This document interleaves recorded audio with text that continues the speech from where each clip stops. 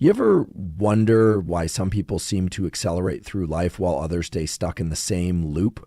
Same job, same mindset, same frustrations. Here's the unsettling truth. The real breakthroughs happen in silence. Not when you're explaining yourself, not when you're proving your worth to others, but when you're sitting quietly, doing the work no one sees. There's a reason we respond to silence biologically. The absence of noise activates the brain's default mode network, this internal world where self-awareness, introspection, and future planning live. That's not spiritual fluff, that's neuroscience.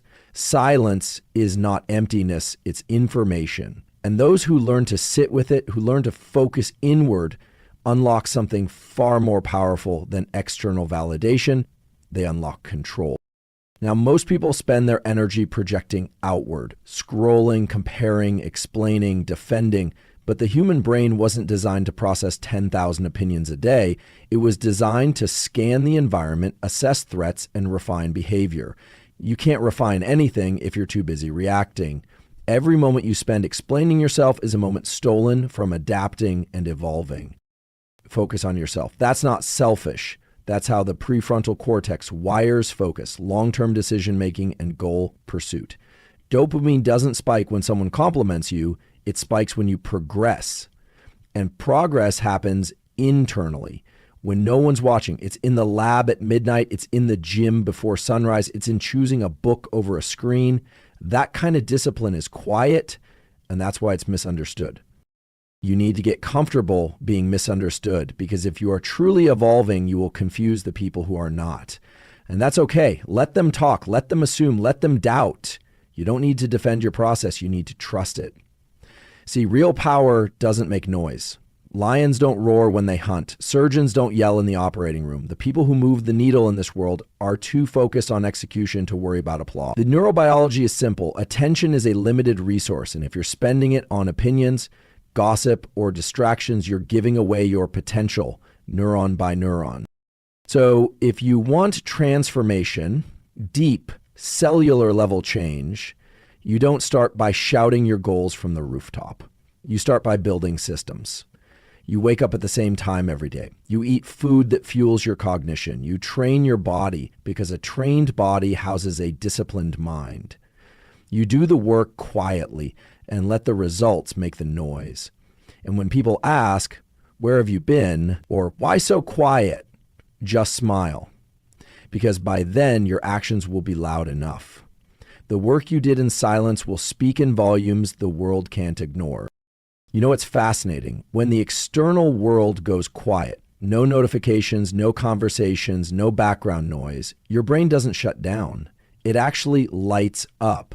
Not in the usual reactive circuits we use when we're solving problems or responding to others, but in what's called the default mode network. This isn't theory, it's functional neuroscience mapped with fMRI. And what that network does is remarkable. It enables deep self-reflection, long-term vision, identity consolidation, and emotional processing. In other words, when you remove yourself from the noise, your brain starts doing the exact work that moves your life forward. But most people never access this space because silence makes them uncomfortable. They think silence is passive. It's not. It's an active neurobiological space for internal recalibration. And here's the real kicker. When you are constantly reacting to the world, chasing alerts, defending yourself, performing, you're blocking this system from activating. You're trading clarity for chaos. So when I say stay silent, I don't mean disappear. I mean enter the state where the most advanced parts of your brain can finally go to work, where you can strategize instead of just survive. Because clarity, direction, and identity, they're not found in noise. They're built in silence, neuron by neuron, in the deep architecture of your own mind. We've been conditioned to think that if something isn't being seen, it isn't valuable. But that's a psychological trap, and worse, it's a physiological misfire. You see, the dopamine system in your brain, the same one that drives motivation and reinforces behavior, isn't built to respond to attention. It's built to respond to progress. And progress, real, sustainable, identity-shifting progress, rarely happens in public view. In fact, the moment you start announcing every move you're making, you dilute your own neurochemical drive. Studies show that prematurely sharing your goals gives your brain a false sense of completion. You feel like you've done something just because you've said it, but the truth is, nothing's been built yet. You haven't changed your biology, your habits, or your outcomes. You've just burned fuel on perception. That's why the work done in silence matters more than anything else. It's the 5 a.m. wake-ups when no one knows you're grinding. It's the hard choices when no one's applauding. It's the rewiring of neural pathways through repetition, intention, and consistency without any external reward. That's where transformation happens. That's when your nervous system starts recognizing a new version of you, not because the world clapped, but because you showed up anyway, consistently, quietly, relentlessly. So if you're not being seen right now, don't mistake that for failure. It might be the greatest advantage you have, because in the shadows, without the pressure of performance, you're free to evolve without interference. And when that internal shift becomes undeniable, it won't need to be announced. The world will notice when it's ready. So, there's something most people never fully grasp. Your attention is a biologically limited resource, not metaphorically, literally. You only have so much attentional bandwidth in a given day, and once it's gone, it's gone. Neurotransmitters like acetylcholine and norepinephrine, these are the molecules that direct your focus. They don't operate on an infinite supply. And every time you let yourself get pulled into a meaningless argument, scroll through junk content, or chase external drama, you're spending that precious neurochemical fuel. Think of it like this. Every distraction you give into is a withdrawal from your cognitive energy reserves. And those reserves are what you need to build something meaningful, to develop a skill, to solve a hard problem, to regulate your emotions under pressure. That kind of mental work takes serious neural resources. But if you've scattered your attention across dozens of micro distractions throughout the day, there's nothing left in the tank for the things that actually matter. One of the biggest misconceptions people carry, without even realizing it, is the belief that their motivation should come from being seen, recognized, or praised. But that's not how your brain actually works. Dopamine, the molecule most responsible for drive and motivation, doesn't spike when someone compliments you. It spikes when you make measurable progress toward a goal. That's a crucial distinction. You're not wired for applause, you're wired for evolution. This is where it gets really interesting. The striatum, a deep brain structure involved in the dopamine pathway, responds far more powerfully to internal milestones than external validation. So when you complete a hard workout, hit a deep focus session, or stick to your plan when it would have been easier to quit, your brain gives you a chemical reward. But when you post about your effort and get 100 likes, that's novelty. It's not sustainable. And worse, it can become addictive in all the wrong ways. So if you're depending on recognition to keep going, you're setting yourself up for a crash. Because recognition is inconsistent. It's based on algorithms, moods, trends, things you can't control. But your behavior, your systems, the small wins no one sees, you can control those. And when you do consistently, you start to shift your baseline level of motivation. This is neuroplasticity in real time, training your brain to associate pleasure with discipline instead of distraction. That's not just mental strength, that's a rewired reward system. And once that clicks, you stop needing the world to tell you you're doing okay. You know you are, because your biology confirms it every time you show up for yourself. There's a psychological and biological cost to growth that almost no one talks about: being misunderstood. And here's why. When your behavior starts to shift, when your habits tighten, when you say no to things you used to say yes to, your nervous system begins reorganizing itself around a new identity. That's not symbolic, it's literal.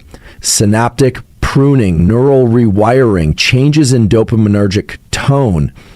You're not just thinking differently, you're becoming different at a structural level. But the world around you doesn't update that quickly. People still see the older version of you, the version they're comfortable with, the one that fit their narrative. And when you stop matching that version, they'll resist. They may question you, joke about the changes, or even try to pull you back to baseline. That's not always malicious. It's just how social networks stabilize themselves. From a neuroscience standpoint, humans regulate one another's behavior to reduce uncertainty. So when you introduce change, especially quiet, deliberate change, it creates friction. This is where most people break. They try to explain themselves. They over-justify. They dilute their process just to be understood. But if you're serious about evolving, you have to tolerate that friction. You have to become neurologically resilient to disapproval. Because the moment you start bending your behavior for comfort or clarity, you lose the very thing that was transforming you. And the paradox is, the more aligned you become with your future self, the less understood you'll be by your past circle. That's a sign you're on the right path. Growth isn't always loud or inspiring. It's often isolating, disorienting, and invisible. But the brain adapts, and eventually you stop needing to be understood because the clarity you were looking for from others starts coming from within. There's a phenomenon in behavioral neuroscience called action-oriented identity consolidation, and it explains something most people overlook. The most powerful individuals, the ones who actually change the trajectory of their lives and influence the world around them, don't spend their time talking about what they're going to do. They do it. And in doing it, they rewire their sense of self through behavior, not through verbal affirmation. See, the prefrontal cortex, the part of your brain responsible for decision-making, long-term planning, and impulse control, doesn't care what you say you're about. It only responds to what you consistently act on. And every time you execute on a behavior that aligns with your goals, you strengthen the neural identity around that action. But the reverse is also true. If you keep saying you're focused, driven, or disciplined, but your actions don't reflect that, your brain detects the mismatch. Over time, that creates internal dissonance, mental fatigue, emotional confusion, even reduced motivation.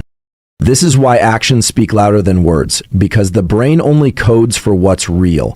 And when someone is truly focused on building something, whether it's a skill, a body, a business, or a new version of themselves, they don't waste precious cognitive bandwidth broadcasting every move. Their reward system has already shifted. They get dopamine from execution, not expression. And here's where it gets tactical. Silence becomes a tool, not because you're hiding, but because you're preserving attention for what matters.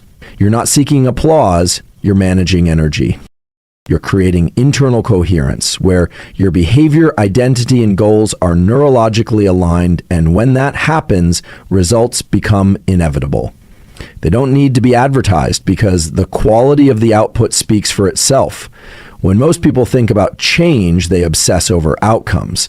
They fixate on the goal, lose the weight, launch the project, earn the promotion. But here's what behavioral neuroscience makes absolutely clear. Goals don't change your brain.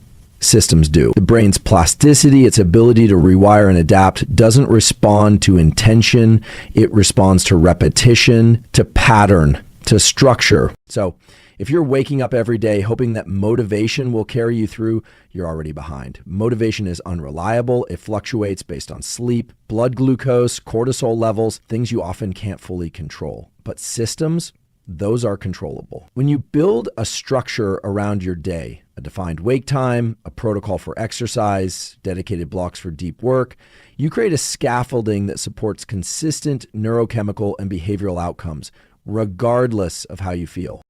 There's a deep connection between the state of your body and the state of your mind, and it's not just philosophical, it's biological. One of the most underappreciated truths in neuroscience is that a trained body creates the ideal internal environment for a disciplined mind.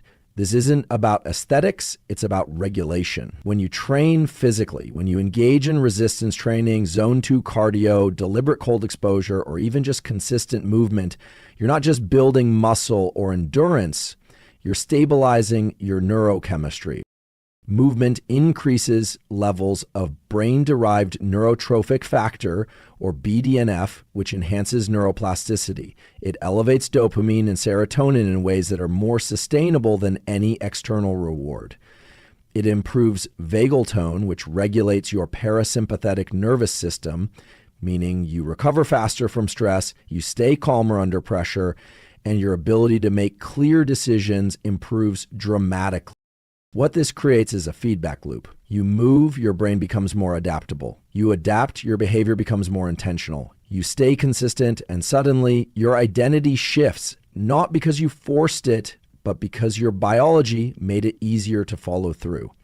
And here's the nuance most people miss. Discipline doesn't start in the mind. It's embodied. It starts with how you breathe, how you sleep, how you fuel, how you move. When you stop treating the body and mind as separate, you unlock exponential progress. You begin to realize that physical training isn't a luxury or a side habit. It's the foundational protocol for mental focus, emotional stability, and long-term behavioral change. And once your nervous system gets a taste of that alignment, where your physical and mental energy are working together, it becomes very hard to go back to chaos. Most people underestimate the power of silence in training mental fortitude. It's not just about quieting external noise. It's about building the ability to be comfortable with your own thoughts, to sit with discomfort, to process emotions without reacting. This is essential because our brain's ability to stay calm and focused is directly tied to our capacity to handle internal states of discomfort without distraction. In today's world, most people are terrified of silence because silence often forces them to face the chaos within themselves. And yet, this is where true mental strength is built. You see, the brain thrives on challenge, but only when it's given the proper environment to process and adapt. When you constantly distract yourself, whether through social media, endless chatter, or unnecessary multitasking, you're depriving your brain of the very thing it needs to grow, the time and space to regulate. The more you can train yourself to sit in stillness, the more you strengthen the circuits that manage emotional resilience and cognitive clarity. And these circuits don't just appear overnight. They're built over time through deliberate practice. The brain's prefrontal cortex, the part responsible for focus, decision-making, and emotional regulation, becomes stronger when it's forced to sit through discomfort without seeking immediate gratification. When you're in silence, your brain learns to tolerate boredom, to plan instead of react, and to process emotions without acting on them. This is mental fortitude. It's not about being unshakable all the time. It's about having the capacity to return to clarity even in the midst of discomfort. Training in silence means training your nervous system to be less reactive, less dependent on external validation, and more capable of responding with intentionality.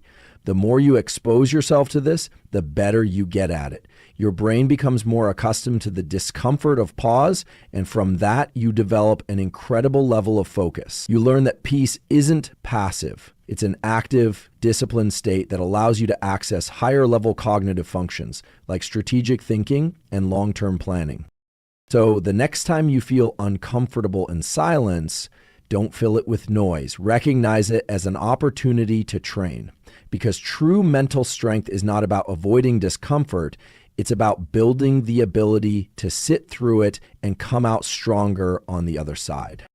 You have to understand something fundamental. You don't owe anyone an explanation about your process. This is a tough pill for many people to swallow because society conditions us to seek approval, validation, and external recognition. But here's the neuroscience. When you seek external validation, you're tapping into a reward system that's fleeting, unreliable, and largely out of your control. You can't predict when someone will recognize your efforts, nor can you control how they'll perceive your journey. And that uncertainty, it drains your energy, it diminishes your focus. The truth is, if you're busy explaining yourself, you're diluting your own energy. You're telling your brain that the outcome is tied to how others perceive your actions, rather than how you experience your progress. The prefrontal cortex, the part of your brain that regulates higher level functions like planning and goal setting, works best when it's internally motivated. When you are driven by your own sense of purpose and not by the need to explain why you're doing something, you conserve energy that would otherwise be spent in pursuit of approval. When you commit to your process without the need to explain it, something incredible happens. You create autonomy. Your focus sharpens, your confidence grows, and your actions become more decisive because you're no longer dependent on others to affirm your worth.